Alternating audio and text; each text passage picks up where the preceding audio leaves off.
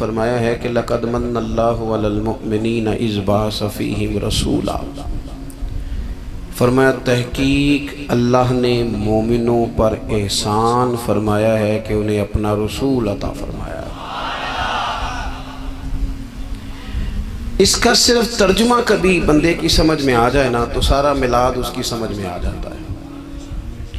صرف اس آیت کا آسان سادہ ترجمہ اگر سمجھ لیا جائے کہ رب کہتا ہے میں نے احسان کیا تم پر، تمہیں اپنا رسول دے دیا ہے۔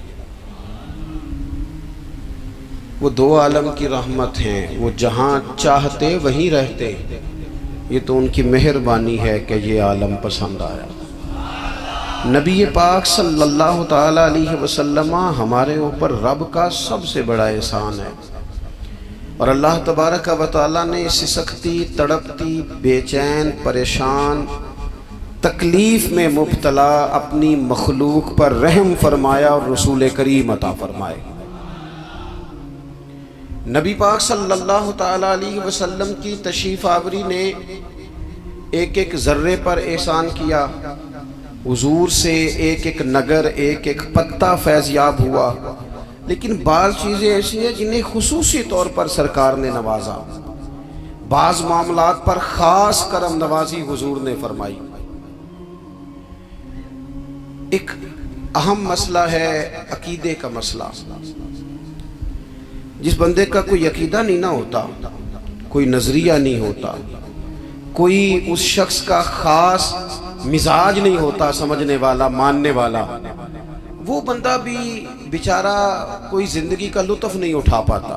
اس کا کوئی نظریہ ہی نہیں ہے، کوئی سوچ ہی نہیں ہے، کوئی اس کی فکر ہی نہیں ہے اس نے کس طرف جانا ہے۔ عقیدہ نہ ہو بندے کا، یعنی دنیا میں معاذ اللہ کچھ ایسے لوگ پائے جاتے ہیں جو سرے سے اللہ تعالیٰ کوئی نہیں مانتے، زندگی کیسے گزرے گی؟ وہ اپنی توجہات کا قبلہ کسے بنائیں گے؟ اور پھر دنیا میں کچھ لوگ ایسے گزرے جو کئی خداؤں کے قائل، کئی اور پھر اہل عرب کا تو یہ حال کہ 360 بتوں کے سامنے جھکتے۔ مجھے بتائیے جس بندے کو یہی خبر نہ ہو میرا خالق اور مالک کون ہے، جس کو یہی پتہ نہ ہو کہ میرا رزق کہاں سے آتا ہے، میں نے مانگنا کہاں سے، جس سے یہ خبر ہی نہ ہو کہ میری دعاؤں کا رخ کس طرف ہونا چاہیے، اس کی بھی کوئی زندگی ہے؟ نبی پاک علیہ السلام نے سب سے بڑا احسان یہ فرمایا ہے کہ ہمیں عقیدہ توحید سکھایا ہے۔ حضور نے ہمیں ہر جگہ سے چھڑا کے رب کریم کی بارگاہ میں سجدہ کرنے کا حکم دیا ہے۔ عرب کے لوگ جو تھے وہ بڑی وہم کا شکار تھے، بڑی اوہام پرستی کا شکار تھے۔ یہ آج کل بھی وہم بہت زیادہ ہے نوجوانوں میں، یعنی کوئی فیصلہ پکا ہے ہی نہیں، کوئی پکی بات ہی نہیں کرتے، یہ کر لوں کہ نہ کروں، اگر آپ کہتے ہیں تو کر لیتا ہوں، ویسے اس میں فلانی کمزوری بھی ہے، اور اگر میں نے نہ کیا تو فلاں مشکل بھی ہے۔ بھئی جس بندے نے قوت فیصلہ ہی نہیں پائی، اس نے ارادہ ہی پکا نہیں کیا کہ اس نے کدھر جانا ہے، تو وہ سفر کیسے کرے گا؟ سفر تو اس بندے کا مکمل ہوتا ہے جو سفر شروع کرتا ہے۔ عرب کے لوگ بھی بڑے اوہام پرستی کا قائل تھے۔ وہ جب قربانیاں کرتے تھے تو ان کا گوشت لا کے کعبے کی دیواروں کے ساتھ ملا کرتے تھے، یہ قبولیت کی علامت ہے۔ سارے کپڑے اتار کے کعبے کا طواف کرتے تھے، جب احرام باندھ لیتے، حج عمرے کا ارادہ کرتے تو دروازوں سے داخل نہیں ہوتے تھے۔ وہ کہتے تھے کہ دروازے گناہگار ہیں اور ہم چونکہ اب نیک کام کر رہے ہیں لہذا اوپر سے ہو کے آئیں گے۔ رسول کریم علیہ السلام نے انہیں ان سارے وہموں سے، ساری پریشانیوں سے، ان ساری بدشگونیوں سے نکال کے کہا اللہ تمہارا مالک ہے، اللہ تمہارا محافظ ہے، ہوگا وہ جو رب چاہے گا۔ ذرا سی بات پہ سہم جانا، ذرا سی بات پہ ڈر جانا۔ حضور نے لوگوں کو قوت فیصلہ عطا کی، اور اتنی بڑی قوت فیصلہ حضور نے دی کہ کل تک جو فیصلہ کر نہیں نہ پا رہے تھے، آج انہوں نے اس طرح کے فیصلے کیے کہ اپنی ساری کی ساری اولادیں لے کر وہ میدانوں میں کھڑے ہو گئے۔ وہ ڈٹ گئے کہ ہم نے کفر کے مقابلے میں جہاد کرنا ہے، انہوں نے طے کر لیا کہ حق کیا ہے، سچ کیا ہے۔ نبی پاک علیہ السلام نے ہمیں عقیدہ توحید دیا اور وہ طے کر کے دیا ہے نبی پاک، سجدہ سوائے اللہ کے کسی کو جائز، اگر کوئی عبادت کی نیت سے کرتا ہے تو سجدہ کفر ہے، اور اگر تعظیم کی نیت سے کرتا ہے تو حرام ہے۔ اعلیٰ حضرت بریلوی رحمۃ اللہ علیہ نے 50 کے قریب دلائل کتاب و سنت سے اور 100 سے زیادہ دلائل فقہ اور اصول فقہ سے بیان فرمائے ہیں کہ کسی اور کے لیے تعظیمی سجدہ بھی حرام ہے۔ نبی پاک علیہ السلام تشریف فرما تھے تو کچھ جانوروں نے آ کے حضور کے قدموں پہ سجدہ کیا، پیش نظر ہے وہ نوبہار اور سجدے کو دل ہے بے قرار، روکیے سر کو روکیے، یہی تو امتحان ہے۔ کچھ جانوروں نے جب سجدہ کیا تو صحابہ عرض کرنے لگے یا رسول اللہ صلی اللہ تعالی علیہ وسلم ہمارا بھی دل کرتا ہے، تو حضور نے فرمایا بھی سجدہ سوائے رب کے کسی کے لیے جائز نہیں ہے، ہاں اگر جائز ہوتا تو میں خاتون سے کہتا کہ اپنے شوہر کو سجدہ کرے۔ نبی پاک علیہ السلام نے حد بندی کر دی۔ اور پھر دیکھیں یہ جو ہم میلاد مناتے ہیں نا، یہ میلاد اللہ تعالیٰ کی توحید کا بہت بڑا اعلان ہے۔ ہم کہتے ہیں نبی پاک کا میلاد ہوا، جس کا میلاد ہوتا ہے وہ خدا نہیں ہوتا، جو پیدا ہوتا ہے وہ رب۔ جب ہم میلاد منا رہے ہوتے ہیں تو ہم یہ بتا رہے ہوتے ہیں بھئی حضور خدا نہیں، حضور تو 12 ربیع الاول کو پیدا ہوئے، تو جو پیدا ہو رب پیدا، لم یلد ولم یولد، اللہ تبارک و تعالی پیدا نہیں ہوتا، مالک تو ازلی ابدی شان رکھتا ہے۔ اس لیے عقیدہ توحید بندے کو مضبوط کر دیتا ہے۔ انسان جب عقیدہ توحید والا ہو جاتا ہے، اور نبی پاک علیہ السلام دنیا میں رب کی طرف بلانے آئے، وداعیا الی اللہ باذنہ وسراجا منیرا، حضور نے لوگوں کو اللہ کی جانب دعوت دی۔ جب انسان توحید والا ہو جاتا ہے تو مضبوط ہو جاتا ہے، وہ کسی سے نہیں ڈرتا، وہ سمجھتا ہے ہونا تو وہ ہے جو میرا رب چاہے گا، مجھے پریشان ہونے کی ضرورت کیا ہے۔ پھر اس کا بھروسہ بھی اللہ تعالیٰ پر، اس کی امیدیں بھی اللہ رسول سے، اس کی توجہات کا قبلہ بھی سارا ادھر ہی۔ تو حضور نے لوگوں کو عقیدہ دیا، مضبوط کیا۔ رسول پاک صلی اللہ تعالیٰ علیہ وسلم نے ذہنوں کو پختگی عطا فرمائی۔ تو سب سے بنیادی چیز حضور کا جو احسان ہے وہ عقیدہ ہے۔ پھر بعض خاص طبقات پر حضور نے خاص احسان کیا۔ آج بھی پوری دنیا میں ڈھنڈورا پیٹا جاتا ہے عورتوں کے حقوق کا، پوری دنیا کے اندر، اور بعض لوگ عورتوں کو بڑا دھوکہ دیتے ہیں، کہتے ہیں تمہیں حق نہیں ملتے لہٰذا تم سڑکوں پہ آ جاؤ، معاذ اللہ، تمہیں حق نہیں ملتے لہٰذا تم معاذ اللہ بازاروں کی رونق بن جاؤ۔ عورتوں کو بڑا پریشان کیا جاتا ہے حقوق کے تعلق سے۔ نبی پاک علیہ السلام کی آمد سے پہلے کوئی خاتون کے ساتھ سلوک اچھا نہیں کیا جاتا تھا، اس کا کوئی جائیداد میں حصہ نہیں تھا۔ عورت کا خامد اگر فوت ہو جاتا تو وہ اپنے سسرال کے خاندان کی پراپرٹی بن جاتی، معاذ اللہ، جس کے مرضی چاہے سپرد کر دیتے۔ ہندوستان کے بعض علاقوں میں ایسی کبھی رسمیں بھی پائی جاتی تھی کہ بعض عورتیں اپنے خامد کے ساتھ جل جانا مناسب سمجھتی تھی کہ بعد میں کوئی زندگی تو ہوگی نہیں، اور بیوہ خاتون اور طلاق یافتہ خاتون، اس کے بارے میں تو لوگوں کا خیال تھا کہ شاید یہ خاتون بالکل سوسائٹی اور سماج کا حصہ ہی نہیں ہونی چاہیے۔ قربان جائیں، یہ اعزاز میرے نبی پاک نے دیا ہے۔ حضور نے پہلی شادی ہی اس خاتون سے کی ہے جن کا پہلے بھی نکاح ہو چکا تھا، اور خاتون کو حضور نے حقوق دیے، جائیداد میں حصہ دیا۔ کہا جو بیٹیوں کی بہنوں کی پرورش کر کے آئے گا اور اچھی پرورش کر کے انہیں روانہ کر دے گا، جس طرح میری 2 انگلیاں جڑی ہوئی ہیں میرے ساتھ جڑ کے جنت میں جائے گا۔ اور ایک روایت میں فرمایا کہ جب کسی کے ہاں بیٹی پیدا ہوتی ہے نا تو اللہ فرشتوں کو بھیجتا ہے،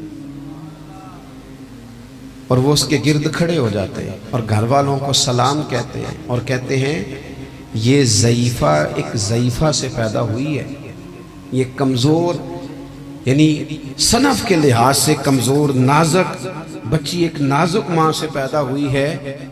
فرشتے کہتے ہیں جو اس کی پرورش کرے گا نا، اللہ قیامت تک اس کی مدد کرے گا، اس کی ہمیشہ مدد ہوتی رہے گی۔ اور نبی پاک صلی اللہ تعالیٰ علیہ وسلم کی خدمت میں آ کے جب خواتین نے کہا تو نا یا رسول اللہ ہمارے تو دین دنیا کے معاملات میں مردوں کے تعلق سے کمزوری ہے، کئی دن تو ہم ویسے نماز نہیں پڑھ سکتی مہینے میں، کئی دن تو ہم ویسے عبادات کے قریب نہیں جا سکتی، جہاد پہ ہم نہیں جاتی، گواہی ہماری مردوں کے برابر نہیں، تو یا رسول اللہ صلی اللہ علیہ وسلم ہمارا بھی کوئی اعزاز ہے؟